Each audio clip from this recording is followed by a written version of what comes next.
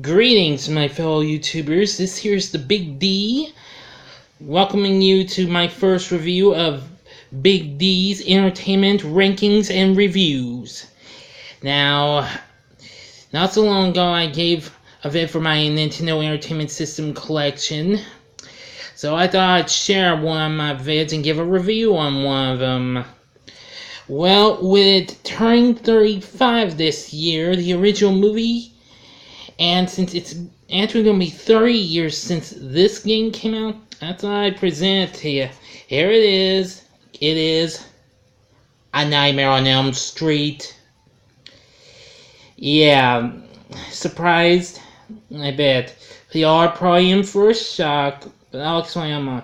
Nightmare on Elm Street is a platformer game that's loosely based on the horror franchise thing. It's not based on any of the movies, though. Now, there was a Nightmare on Elm Street game for the Commodore 64 and I believe one of the IBM computers, which was based on the third movie, Dream Warriors.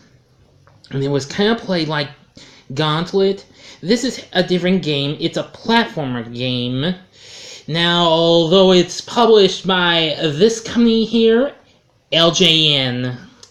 Yeah, the company that was notorious for making horrible, crummy licensed games. But Nightmare on Elm Street is not one of them. This is a pretty decent title. It was developed by Rare, who had also developed other titles for the NES previously, most notably titles from GameTech, game show-based games like Wheel of Fortune and Jeopardy and Hollywood Squares. And they also developed the Nintendo skiing snowboarding simulator called Slalom, and also Wizards and Warriors from the now defunct Acclaim Entertainment, who purchased LGN the following year after this came out.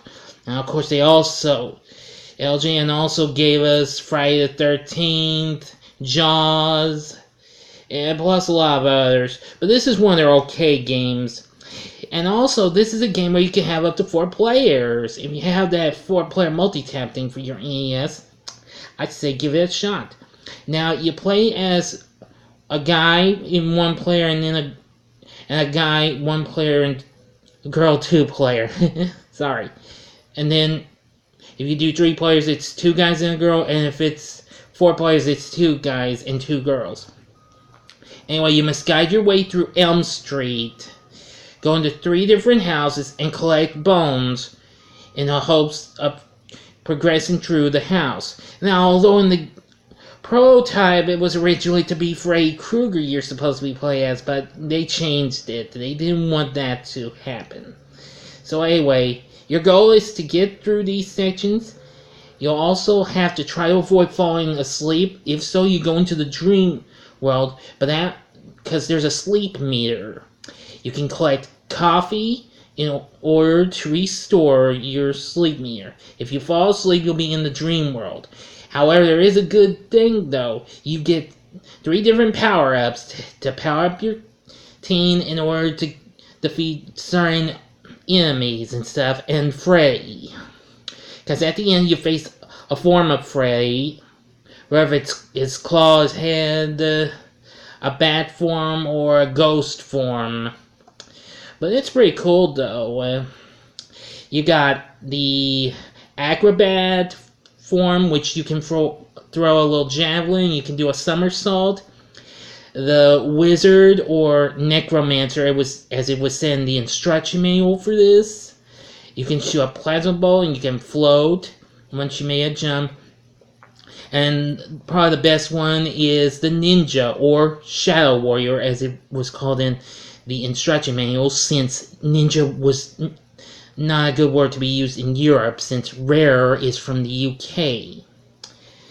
But anyway, I may not have beaten this game, but I have to admit, it's still probably fun and challenging. I really think you'll enjoy this. The soundtrack's pretty good as well. Anyway, also, if you're in the dream world, the coffee is replaced by boom boxes, and that can help you re-enter the real world. Now, you die if you take a certain amount of hits. I think 4 hits, If you lose all your lives, your game is over, but there are, I think, 3 continues, and you can get an extra life if you defeat Freddy for each time you defeat him.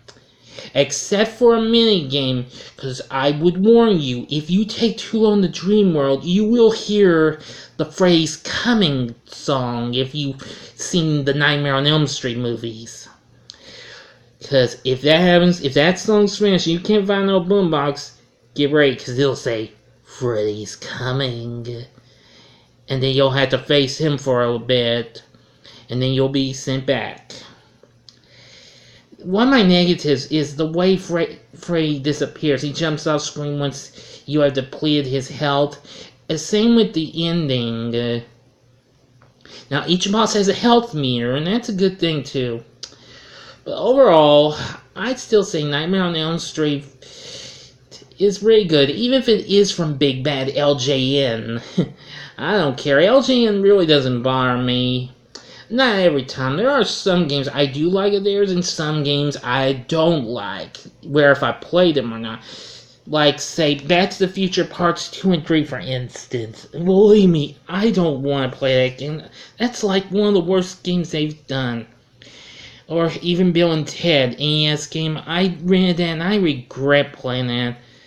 Beetlejuice as well, but, well, since I've seen more of it, and that was also developed by Rare, it could get a second chance. You never can tell. But anyway, that'll do it for my review of Nightmare on Elm Street on NES. I think you should give it a shot. Until next time, I'm the Big D, signing off. See ya.